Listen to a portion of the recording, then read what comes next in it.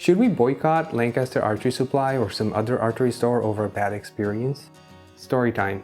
The very first time I went to an archery store was some 10 years ago now, and I was looking to buy an arrow rest and new arrows. I've been looking forward to seeing different bows in person, and I was looking at 32-inch arrows when I walked into the store and asked the rep behind the counter for my 32-inch arrows. The sales rep sizes me up, laughs out loud, and yells at another sales rep across the sales floor, "Hey buddy, this guy wants a 32-inch arrow shaft, ha ha ha ha." It was incredibly awkward and embarrassing, and this guy was as wide as he was tall. It took place at High Tech Archery in Fullerton, and I was living in Pasadena at the time. It was a pretty long drive to get to this store, and I was very upset. In archery, if there's any doubt about draw length to determine the length of arrows, it's all very objective. You can measure someone's wingspan, you can use a measuring arrow, or use a measuring jig, which looks like a little plastic bow.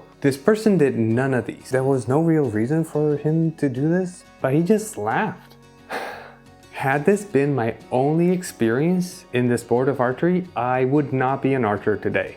Cut to a few months ago, I've been shooting Easton arrows for some time now, and I spot an issue with my new arrows. Legitimate issue. I made a video showing some of the tests I did, just to illustrate that something's wrong. The video I made was unofficially stitched by this other TikToker, so I wasn't notified it happened. You call me and give me that story over the phone, I'm gonna laugh, and then I'm gonna tell my coworker next to me, he's gonna laugh, and then I'm gonna hang up on you.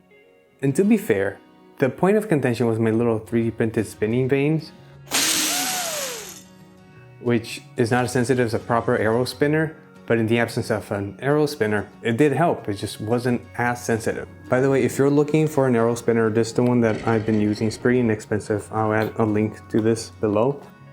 This guy making fun of me, I don't have a problem with the stitch. I do have a problem with this guy thinking it's okay to mock a customer and a fellow archer this way. He actually works in an archery shop in Georgia. Knowing there are these jerks in these stores out there, should you boycott them?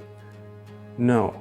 As frustrating as these interactions are, archery is such a small sport and so niche. We should really stick together and instead help them do better. My fear is that the way that the person behind the counter treats people ends up gatekeeping who gets to stay in this sport.